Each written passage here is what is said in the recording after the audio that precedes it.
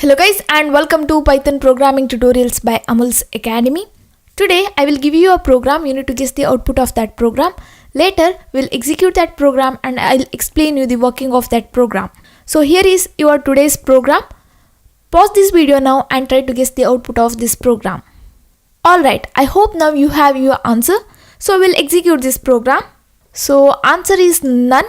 If you got same answer, then you know the logic. If not, I will explain you the program now. Here we can see first we are taking a string. Okay, welcome to Amul's Academy. It is a string and we are storing that string in the variable string. Next, I'll take another variable called I and I'll initialize that to a string I. Okay, we are giving a value to the variable I. Next, here we are applying the while loop, and in the while loop we can see the else part also. So we can use the else part with the while loop and for loop. So here in the while condition, we are checking whether I is present in string. Here in is a membership operator. It will check whether value I is present in this string or not. If it is present, then it will print the I value. It will print that and it will execute the break statement. That is nothing but it will come out of the loop.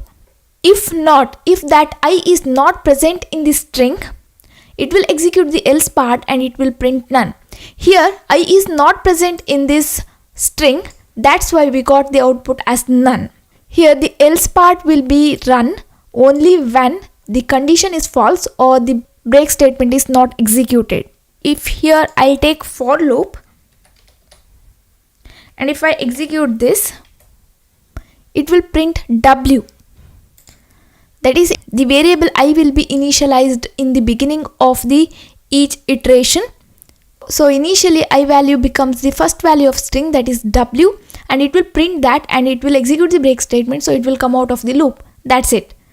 So this is about this program. Thank you for watching. Don't forget to subscribe to my channel. I will meet you in next class. Till then, take care.